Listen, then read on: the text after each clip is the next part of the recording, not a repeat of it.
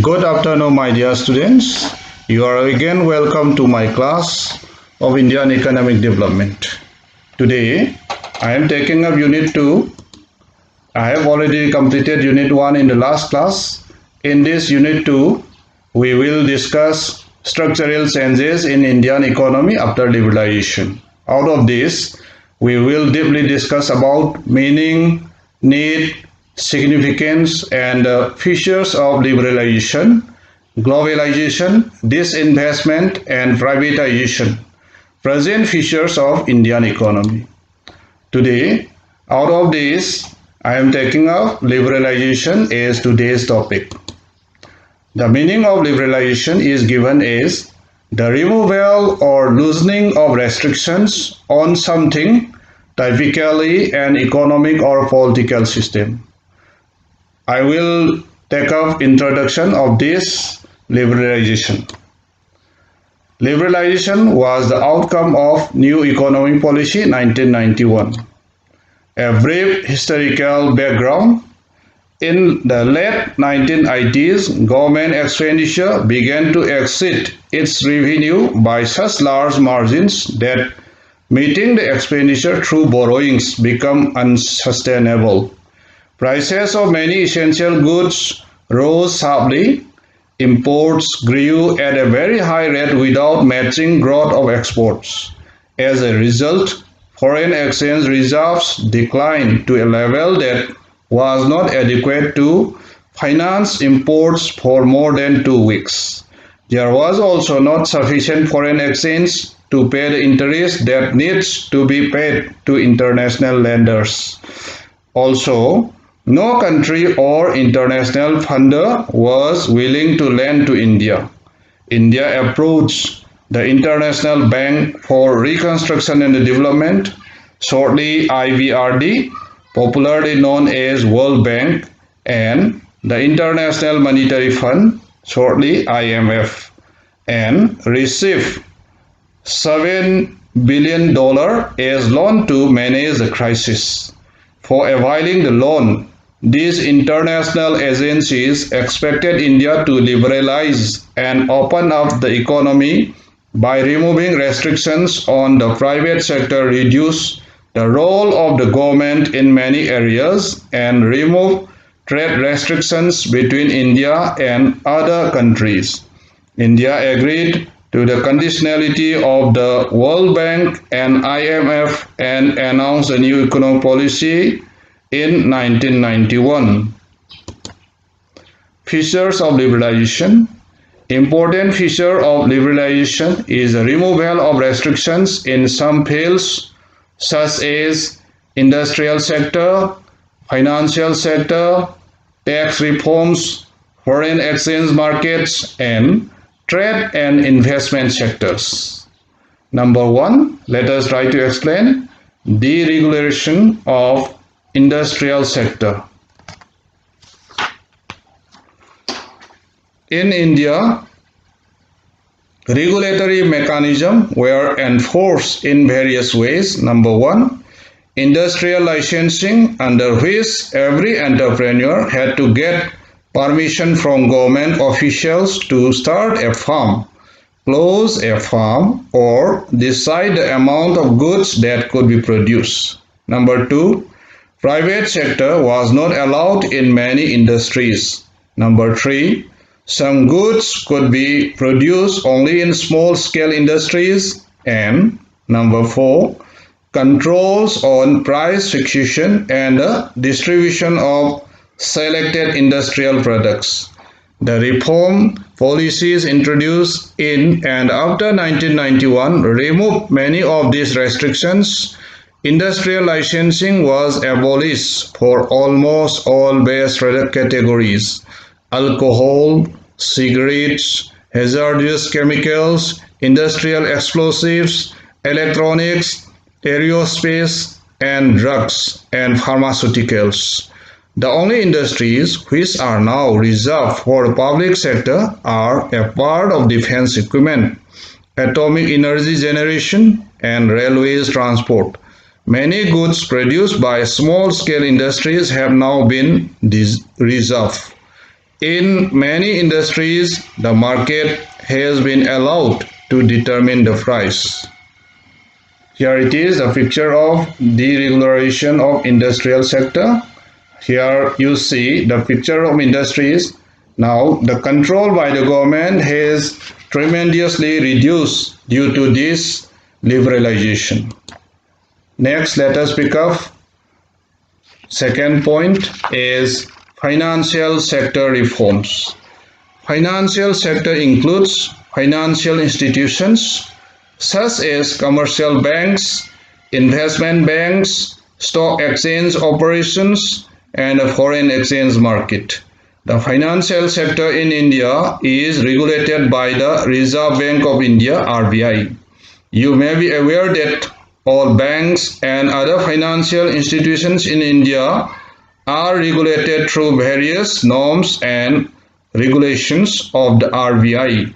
The RBI decides the amount of money that the bank can keep with themselves, fixed interest rates, nature of lending to various sectors, etc.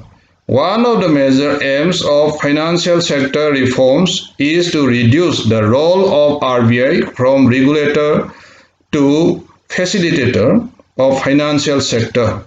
This means that financial sector may be allowed to take decisions on many matters without consulting the RBI. The reform policies led to the establishment of private sector banks, Indian as well as foreign. Foreign investment limit in banks were raised to around 50%. Those banks which fulfill certain conditions have been given freedom to set up new branches without the approval of the RBI and rationalize their existing branch networks. Though banks have been given permission to generate resources from India and abroad, certain managerial aspects have been retained with the RBI to safeguard the interest of the account holders and the nation. Foreign institutional investment (FII), such as merchant bankers, mutual funds, and pension funds are now allowed to invest in Indian financial markets. Here it is, the picture of financial sector reforms. Here it is the bank. All these reforms were related to the financial institutions. There are so many financial institutions working in India. They are now regulated, and their restrictions by the RBI have been reduced tremendously. Now let us take up the third point, tax reforms. Tax reforms are concerned with the reforms to the government's taxation and public expenditure policies, which are collectively known as financial policy. There are two types of taxes, direct and indirect. Direct taxes consist of taxes on income of individuals as well as profits of business enterprises. Since 1991, there has been a continuous product reduction in the taxes on industrial incomes, as it was felt that high rates of income taxes were an important reason for tax evasion. It is now widely accepted that moderate rates of income tax encourage savings and voluntary disclosure of income. The rate of corporation tax, which was very high earlier, has been gradually reduced. Efforts have also been made to reform the indirect taxes, taxes levied on commodities, in order to facilitate the establishment of a common national market for goods and commodities. Another component of reforms in this area is simplification.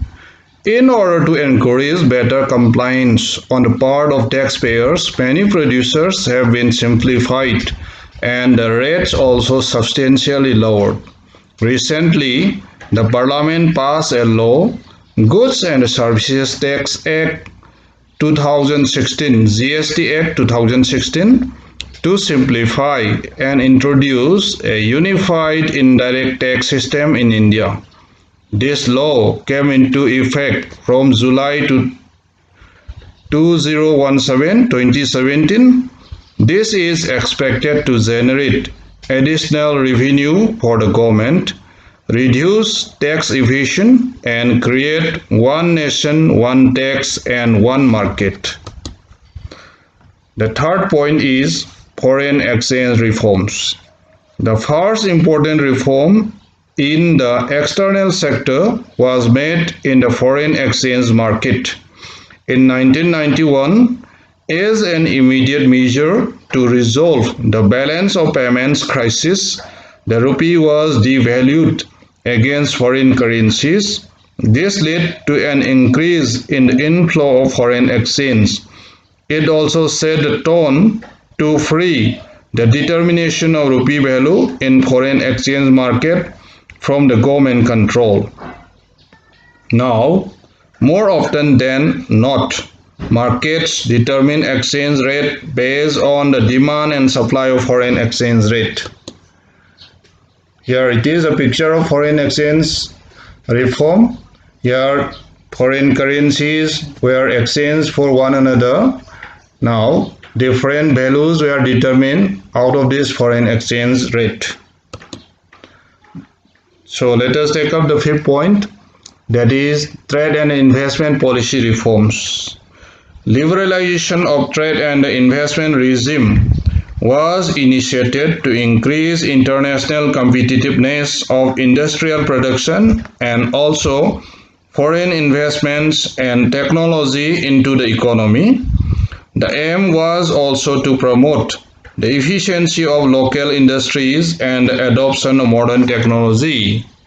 In order to protect domestic industries, India was following a regime of quantitative restrictions on imports. This was encouraged through tight control over imports and by keeping the tariffs very high.